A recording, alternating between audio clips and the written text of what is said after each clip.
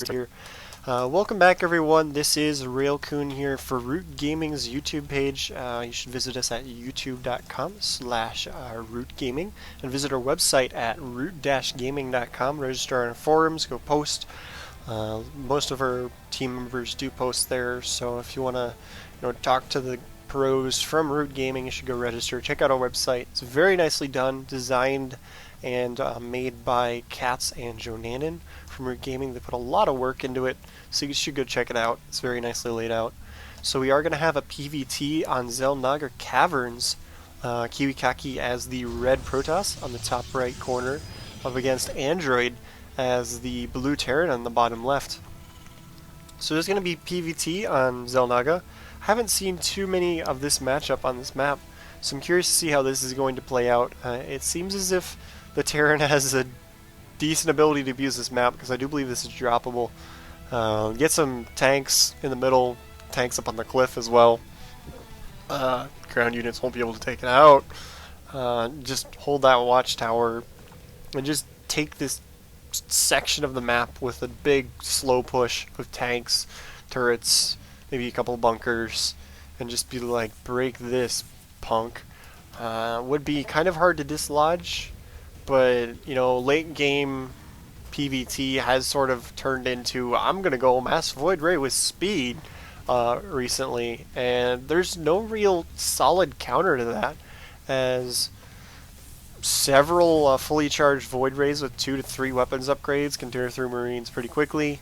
Vikings can't really outrange Void Rays very effectively when they have the speed upgrade. And Thors, even though they do splash damage, are big, expensive, and don't do much damage per volley. So it's mostly a lot of soft counters to Void Rays in the late game, which is why a lot of Protoss players have been switching to them recently. So Kiwikaki starting off pretty standard build, so is Android. Though Android does immediately drop a bunker at his ramp, which if Kiwikaki scouts this out, this means he's going to be able to cut a lot of his early forces and tech a little bit harder, because he's going to know immediately that his opponent isn't really going to be attacking him a whole lot early on. But this probe is getting the hell out of there because it's low health, so he might not actually wind up scouting this out. Android putting a reactor onto his barracks, probably just going to start massing Marines, maybe add a factory and add in tanks as well. As Marine tank, normally a TVT composition, but we have seen it sort of oozing over into the TVP matchup as well recently. So would not be too surprised to see that sort of a thing from Android. Kiwikaki placing this nice proxy pylon over here.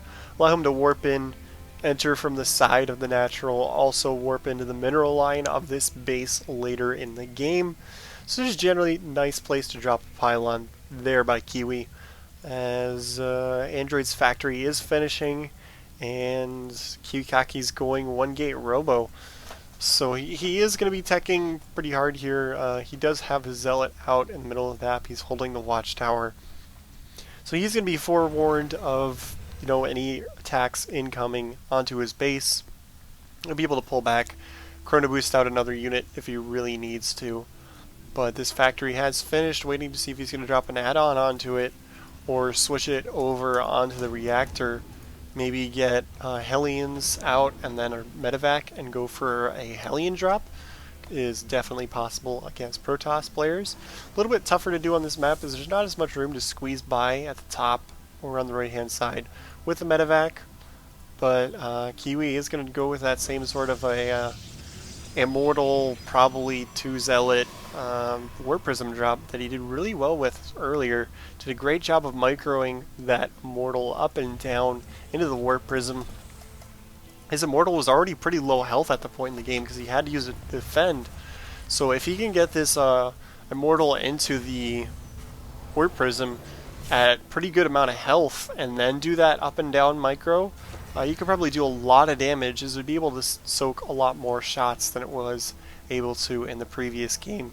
So he's going to check things out with this Zealot Immortal Stalker, just see what his opponent is doing, and this is going to make Android again be a little bit tentative with this expansion. He is making it into an orbital command, but he's probably not going to want to lift that over just yet.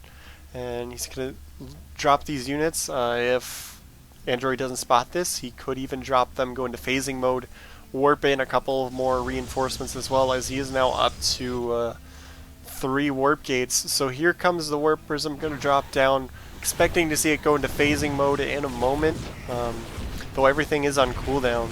So he is going to be waiting for that so he can micro with the warp prism and the stalker and immortal.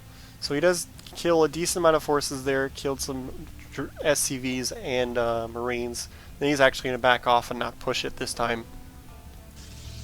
So now on 3-gate Robo, adding on Robotics Bay, going pretty quick tech to Colossus, but Android's going tank, which does pretty well against Colossus. He's going to drop the Immortal down here and try and kill this tech lab. Loads up that Immortal right when its shields are down, sacrifices the Stalker to kill the tech lab on the starport. Nice job there. He's going to be limited to just the 1 Banshee for now, which is going to be pretty annoying. He's going to have to wait for this Banshee to pop out, rebuild the tech lab, and then if he wants to make any more, it's just going to delay that tech. So nicely done there by Kiwikaki. But like I said, with Android going tanks, Colossus are a little bit dangerous, as tanks just completely outrange them. 50 damage a shot. Takes not too many tank shots to really put the hurt on a Colossus. He is able to force Android to lift off his command center immediately, kind of similar to what we saw him do against QXC. Hopefully he'll do a little bit better in this mid-game transition than in that game. But, you know, Android's floating a lot of minerals right now, just pumping tanks one at a time out of his factory, building a second factory actually.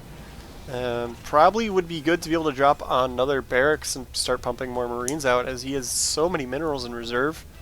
Probably wants to try and get those used somehow, as he's not going to be able to get the second gas from that base at least. So Banshee flies out, probably gib that sentry pretty easily, and now forcing the Zealots to run away. Kiwi's probably glad that he's chasing the Zealots instead of the Immortal, because he probably could have killed the Immortal while it's running away with his Banshee, as it only loses 4 damage overall per volley on the hardened shields, so it still is able to kill it pretty quickly with its high rate of fire. Banshee does go down to a little bit of sloppy micro there from Android, but he has 5 tanks out, decent force of Marines, and a Raven out starting to gather energy for point defense drones. So Android's still in a pretty solid position. Kiwi is going to start breaking his rocks, preparing to take another expansion and just go crazy on his macro. Interestingly enough, he hasn't really made a Colossus yet. He's waiting for the range to finish, and then he's probably just going to start chrono boosting out a ton of Colossus, maybe? But he is going for a Twilight Council, so he could start getting charge. Oh, there is 1 Colossus out, excuse me. But Warp Prism coming back in. Let's check the cooldown on his gateways. He does have all 3 up, and he's not warping anything in. So he's probably going to warp some units in and to the mineral line of Android, as all of his forces are positioned over here at the natural. If he warps in a good selection of units, he could probably kill a decent number of SCVs. Or he could just be AFKing this here later to do a 2-pronged attack. So Kiwi's stockpiling a bit of resources, but he is expanding again. Going to be able to drop some more gateways, get Storm Tech up maybe, and just blow a lot of gas on that. Android's going pretty hardcore. Mech right now up to 3 factories. Blew a lot of his excess minerals by queuing up a ton of Hellions, and that'll work out just fine for him, as they're going to be a good meat shield for the tanks, be able to splash the Zealots pretty effectively, and just take a lot of shots so that the Zealots can't get in on the tanks immediately. Pretty good, solid unit composition here for Android. Now that he's on 3 factories, he's going to be able to start producing at a pretty good rate. But Kiwi is getting up his 3rd expansion. Colossus are on the way. It's going to come a little bit down to the control if he can get those Zealots in there to distract him. He does not have charge upgrading, actually, which is going to make it a little bit tougher, because the tanks will be able to just shell those Colossus pretty hard. And He's going to have to be really on top of his control. Kiwi keeps warping in rounds of 3 Zealots into the mineral line so that Android has to pull SCVs. So we're doing a pretty good job of doing that and killing SCVs every time he does it. Hit rate's down to 33 versus the 53 of Kiwikaki. If you look at the income tab, Kiwi's well ahead in minerals and gas, doing really well. He's got a couple more proxy pylons placed in interesting places, as well as a photon cannon up on top of this cliff. But Android's moving out now with 9 tanks, good force of Marines, and a bunch of Hellions with pre-igniter. So this is a pretty big push, pretty dangerous for Kiwi. He's going to have to pull all of his forces together. He does have 3 Colossus out. 2 Templar moving over to help assist. Might be able to feed back that Raven if he's not careful. Doing a good job of just outranging with these Colossus, making sure that the other units take the hits. But he is just going to sacrifice his expansion. Does not want to lose his units too carelessly against these tanks and other units of Android.